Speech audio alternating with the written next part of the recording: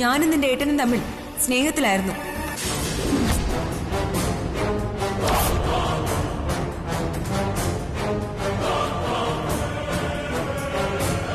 എന്നെ കല്യാണം കഴിക്കാൻ വേണ്ടിയാ നിന്റെ ഏട്ടൻ ഇവളെ കൊല്ലാൻ ശ്രമിച്ചത്.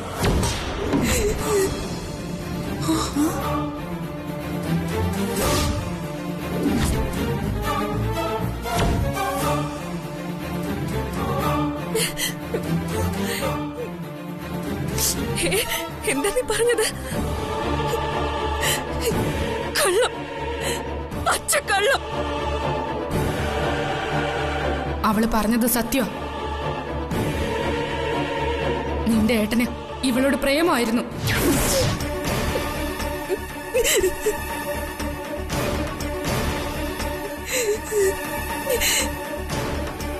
സൂര്യ ഇവനും തമ്മിൽ ഡിവോഴ്സ് ചെയ്യാൻ പോവാണെന്നും ഡിവോഴ്സ് കഴിഞ്ഞാൽ ഇവളെ കല്യാണം കഴിക്കാമെന്നും പ്രിയയ്ക്ക് ഇവൻ വാക്ക് നൽകി.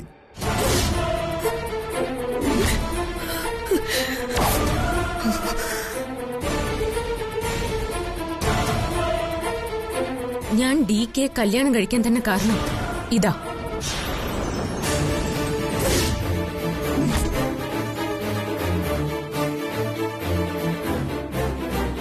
എന്റെ അനിയത്തെ ഇവന്റെ കയ്യിൽ നിന്ന് രക്ഷിക്കാൻ വേണ്ടിയിട്ടാ ഞാൻ DKയുമായുള്ള കല്യാണത്തിന് സമ്മതിച്ചത്.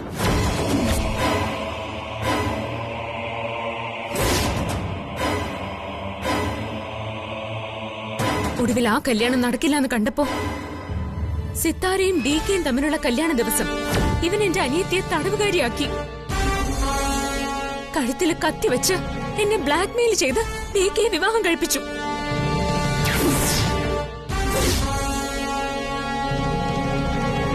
കല്യാണ പെണ്ണിന്റെ വേഷത്തിൽ നീ വേണം കല്യാണ മണ്ഡപത്തിലെത്താൻ. മനസ്സിലായോ? ഇല്ല ഇല്ല, ഇത് നടക്കില്ല. എന്നെ കൊന്നാലും ശരി, എനിക്കിത് ചെയ്യാൻ പറ്റില്ല. നിന്നെ കൊല്ലില്ല, പകരം ഇവളെ കൊല്ലും.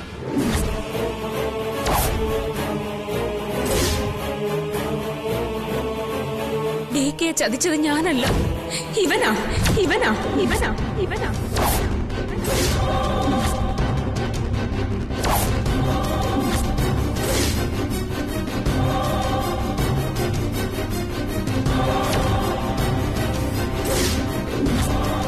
ഇയാള് പറഞ്ഞതെല്ലാം സത്യമാണെന്ന് ഞാൻ വിചാരിച്ചു.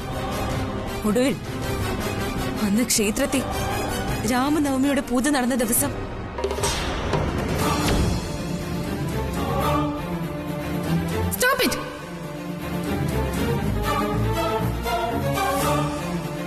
പ്രിയ, ഇവൻ ചതിയനാ. എന്നെ ഈ അവസ്ഥയിലാക്കിയത് ഇവനാ.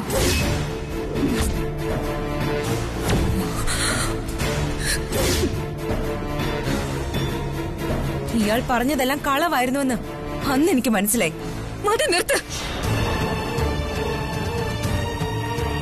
എന്റെ ഏട്ടന് പറഞ്ഞു മയക്കി എല്ലാ കുഴപ്പം ഉണ്ടാക്കിയത് നീയാ. ചേട്ടത്തെ അനിയത്തെ കൂടി നടിക്കുന്ന നാടകം കൊള്ളാം.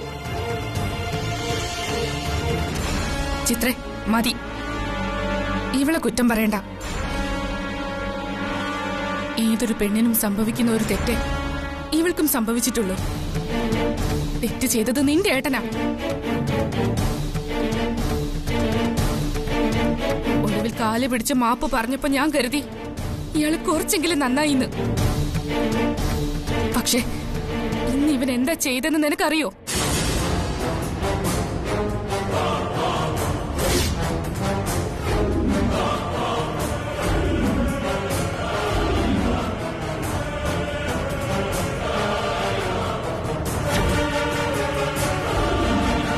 നീ എന്ത് കരുതിയടി?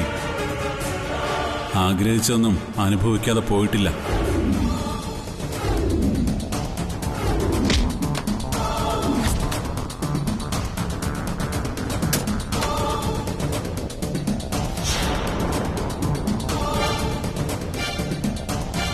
DK വന്നില്ലായിരുന്നെങ്കിൽ ഇയാൾ എന്നെ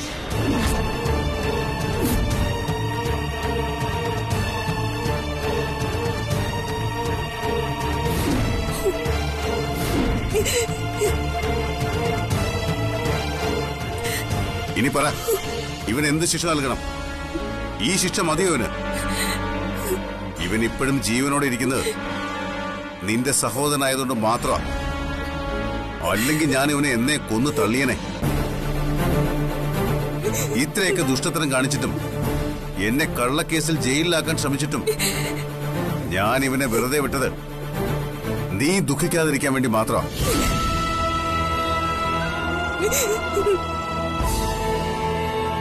ഇനി ഇവൻ എന്ത് ശിക്ഷ കൊടുക്കണമെന്ന് നിനക്കും സൂര്യക്കും കൂടി തീരുമാനിക്കാം.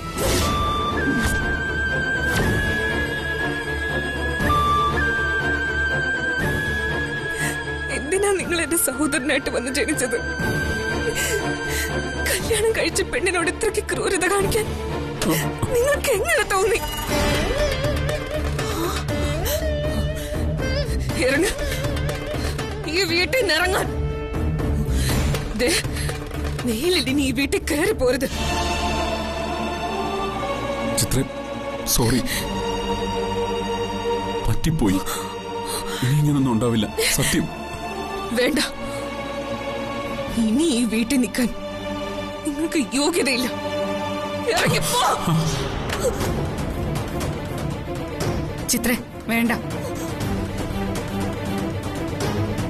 എന്റെ ഭർത്താവിനെ എനിക്ക് വേണം. സംഭവിച്ചതൊക്കെ വിധിയാണെന്ന് കരുതി സമാധാനിക്കാനല്ല, ജീവിതം എന്താണെന്ന് ഇയാളെ പഠിപ്പിച്ചു കൊടുക്കാനാ. ഇനി ഒരു പെണ്ണിനെയും ഇയാളെ ചതിക്കരുത്.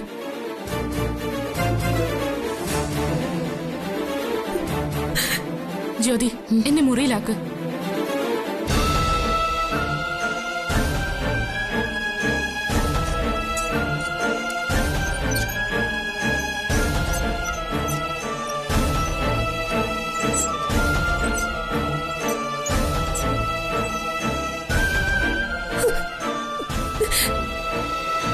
കേട്ടില്ലടാ അവള് പറഞ്ഞിട്ട് പോയത്?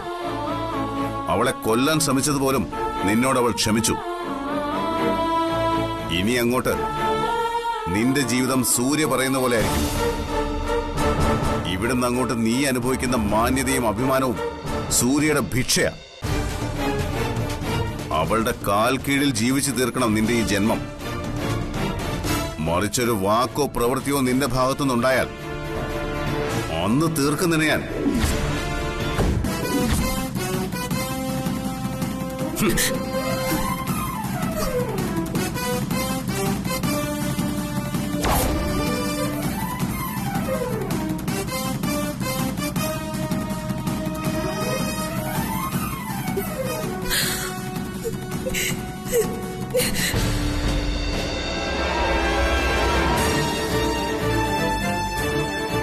എന്നെ അപമാനിച്ചതിന് നീ കണക്ക് പറയേണ്ടി വരും DK.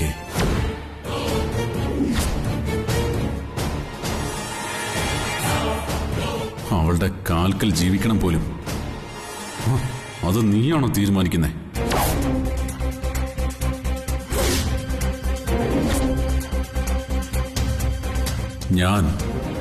ഞാനാണ് തീരുമാനിക്കുന്നത്. എണ്ണിക്കോ DK. ഇന്നു മുതൽ നിനക്കുള്ള ശവപ്പെട്ടി ഞാൻ പണിയാൻ തുടങ്ങുകയാണ്. ഒരു ദിവസം അതിൽ നിന്നെ കയറ്റി കിടത്തും ഞാൻ. നോക്കിക്കോടാ ഹിറ്റ്ലറെ.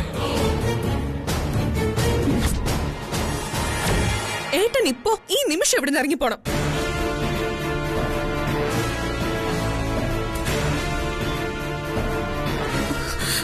ഇതെന്റെ ഭർത്താവിന്റെ വീട്. സന്തോഷത്തോടെ സമാധാനത്തോടെ ഭർത്താവിനൊപ്പം ജീവിക്കാൻ ആഗ്രഹിച്ചു വന്ന പെണ്ണാ ഞാൻ. എനിക്കിവിടെ ഉപേക്ഷിച്ച് പോവാനാവില്ല. ഏട്ടന്റെ പ്രവൃത്തികൾ കാരണം നാണക്കേടുകൊണ്ട് എനിക്കിവിടെ ജീവിക്കാൻ വയ്യാതായി. അതിനും ഞാൻ എന്ത് ചെയ്തു മോളെ?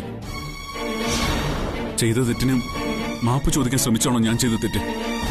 അതിനു വേണ്ടിയാണോ ഇതൊക്കെ കാട്ടിക്കൂട്ടിയത്?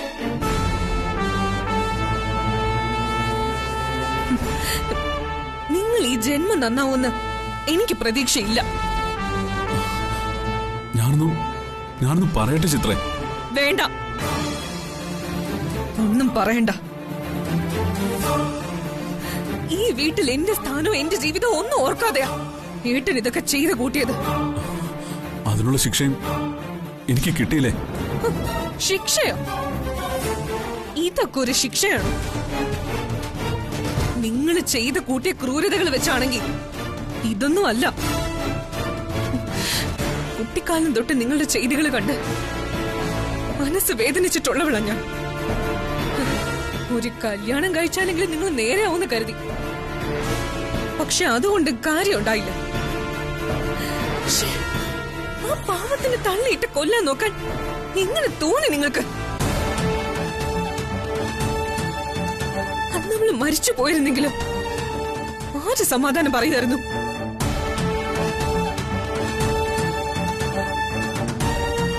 എല്ലാ പെൺകുട്ടികൾക്കും സ്വന്തം ഏട്ടനെന്ന് പറഞ്ഞ സ്വന്തം അച്ഛന് തുല്യം. അത്രയ്ക്ക് സ്നേഹവും ആദരവോ അവർക്ക് ഏട്ടന്മാരോടുള്ളത്. പക്ഷെ നിങ്ങളോ? നിങ്ങളെ കുറിച്ച് ഓർത്ത് ഇന്നും ദുഃഖിച്ചിട്ടേ ഉള്ളു ഞാൻ. എനിക്കിനി നിങ്ങളെ കാണണ്ട. മോളെ, ഇപ്പൊ ഇറങ്ങിക്കോണേ വീട്ടിന്ന്. മോളെ. ചിത്രേ,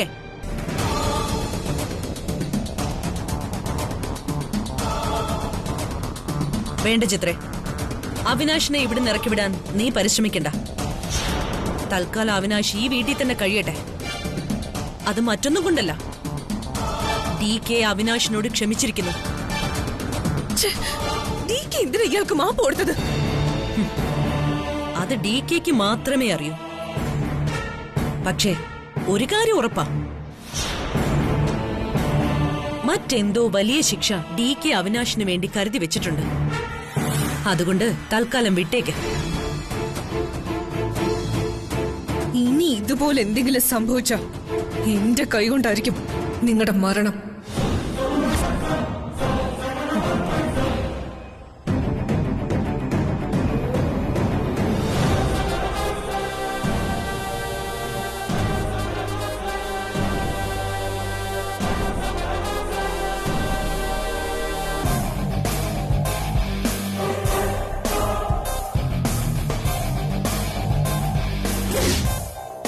ഇനി അങ്ങോട്ട് നിന്റെ ജീവിതം സൂര്യ പറയുന്ന പോലെ ആയിരിക്കും.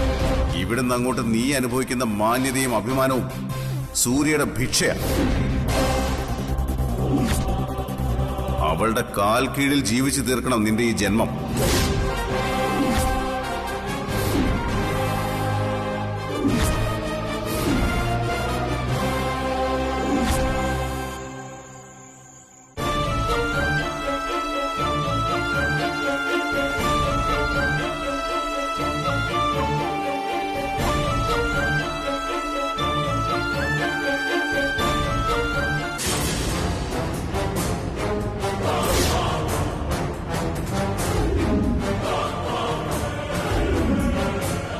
നിന്റെ വിചാരണയാ.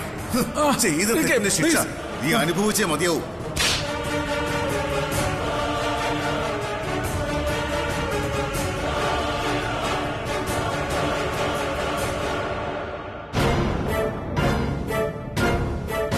നിനക്ക് തന്ന വാക്ക് ഞാൻ പാലിച്ചു. നിന്റെ അനിയത്തിയുടെ ജീവിതത്തിൽ നിന്ന് അവിനാശിന്റെ ഭീഷണി എന്നേക്കുമായി ഒഴിഞ്ഞു. നിന്റെ അനിയത്തിയുടെ കല്യാണം നടത്താനുള്ള എല്ലാ ഏർപ്പാടുകളും ചെയ്തു. നിന്റെ ഏറ്റവും വലിയ ലക്ഷ്യമായിരുന്നല്ലോ ഈ രണ്ട് കാര്യങ്ങൾ. അതുകൊണ്ട് ഇനി നിനക്ക് തിരിച്ചു പോവാം. തിരിച്ചു പോവാനോ? എങ്ങോട്ട്? നിന്റെ വീട്ടിലേക്ക്. പറയ്, നിനക്ക് വേണ്ടി ഞാൻ നീ എന്താ ചെയ്തു തരേണ്ടത്?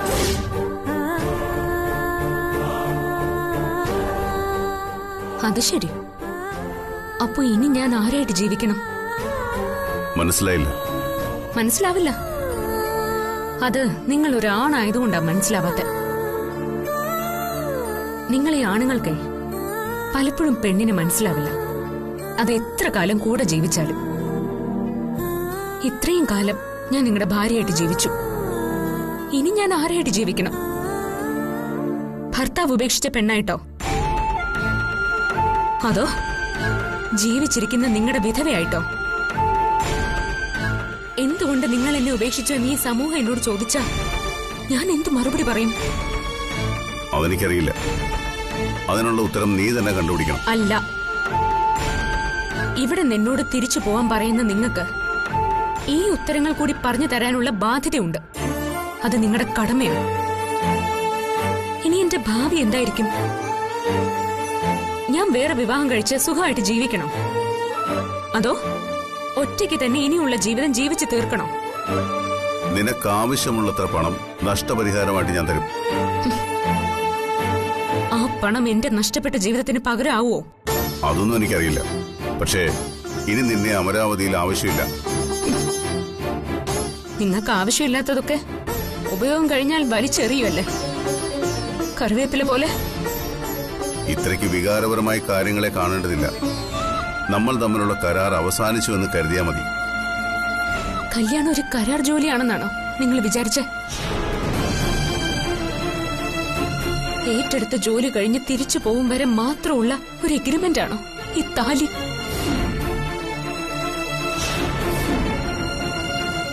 സുപ്രിയ നിങ്ങൾക്ക് അങ്ങനെയായിരുന്നോ? എന്റെ സുപ്രിയ ഇതിലേക്ക് വലിച്ചഴിക്കരുത്. എന്തുകൊണ്ട്? മരിച്ചു പോയെങ്കിലും അവളും എന്നെ പോലൊരു പെണ്ണായിരുന്നില്ലേ? സുപ്രിയോടായിരുന്നെങ്കിൽ നിങ്ങൾ ഈ കരാർ പറയുമായിരുന്നോ? സുപ്രിയയ്ക്ക് വേണ്ടിയാ ഞാൻ ഈ കരാർ നിന്നോട് പറയുന്നത്. പച്ചക്കള്ളം. സുപ്രിയയുടെ ആഗ്രഹം വീണ്ടും നിങ്ങളൊരു വിവാഹം കഴിച്ച് സുഖമായിട്ട് ജീവിക്കണമെന്നായിരുന്നു, അല്ലാതെ ഒരു പെണ്ണിന്റെ ജീവിതം ചില്ലു പാത്രം പോലെ എറിഞ്ഞുടയ്ക്കണമെന്നായിരുന്നില്ല. ആയിരുന്നോ?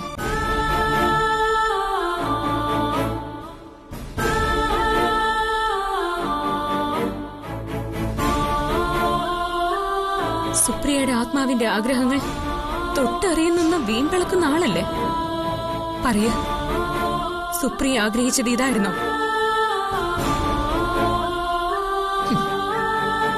ഇപ്പൊ എനിക്കൊരു കാര്യം മനസ്സിലായി. ഇത്രയേറെ നിങ്ങൾ അവളെ സ്നേഹിച്ചിട്ടും ദൈവം നിങ്ങളിൽ നിന്ന് അവളെ തിരിച്ചെടുത്തത് എന്തുകൊണ്ടാണെന്ന്.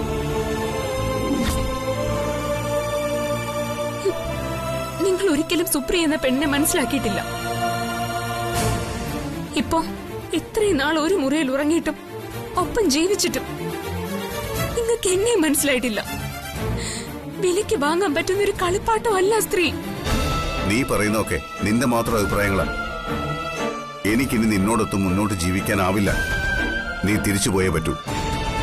പോകാം, തിരിച്ചു പോവാം. പക്ഷെ പോകണമെങ്കിൽ ഞാൻ ചോദിച്ച ചോദ്യങ്ങൾക്ക് നിങ്ങൾ ഉത്തരം തന്നേ പറ്റൂ. ഇനി ഞാൻ ആരായിട്ട് ജീവിക്കണം? ഇവിടെ നിറങ്ങുമ്പോ ഒരു പക്ഷെ നിങ്ങൾ എനിക്ക് തരുന്ന നഷ്ടപരിഹാരത്തിന്റെ കെട്ടുകണക്കിന് പണം എന്റെ കയ്യിലുണ്ടാവും. പക്ഷെ എത്ര കോടി രൂപ പകരം കൊടുത്താലും ഈ ചോദ്യത്തിനുള്ള ഉത്തരം പറയാൻ എനിക്ക് കഴിയില്ല. അത് നിങ്ങൾ എനിക്ക് പറഞ്ഞു തന്നേ പറ്റൂ. അല്ലാതെ ഞാൻ ഈ പടി ഇറങ്ങില്ല ഹിറ്റ്ലറെ. എനിക്കറിയാം എന്റെ ചോദ്യത്തിനുള്ള ഉത്തരം പറയാൻ നിങ്ങൾക്ക് ഈ ജന്മം കഴിയില്ലെന്ന്. അതുകൊണ്ട് നിസ്സാരമായി എന്നെ ഇവിടുന്ന് പറഞ്ഞയക്കാമെന്നുള്ള നിങ്ങളുടെ ആഗ്രഹം അത് നടക്കില്ല. ഇനിയുള്ള കാലവും ഞാൻ നിങ്ങളുടെ ഭാര്യയായിട്ട് തന്നെ ഇവിടെ ജീവിക്കും. എനിക്ക് നിന്നെ പോലൊരു പെണ്ണെ ഭാര്യയായി ആവശ്യമില്ല.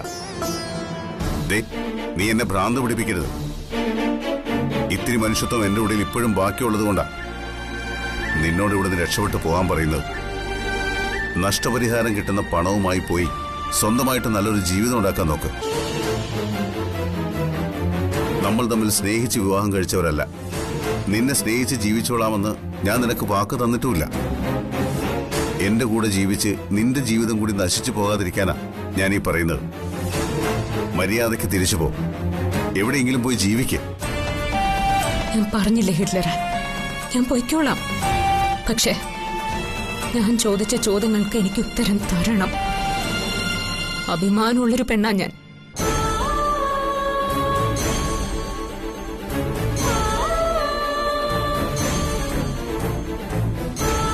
ഇവിടെ നിറങ്ങുമ്പോ സമൂഹം എന്നെ പരിഹസിക്കരുത്.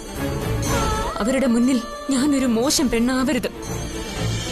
അതിനവര് ചോദിക്കുന്നതിനുള്ള ഉത്തരം ഞാൻ പറഞ്ഞേ പറ്റൂ.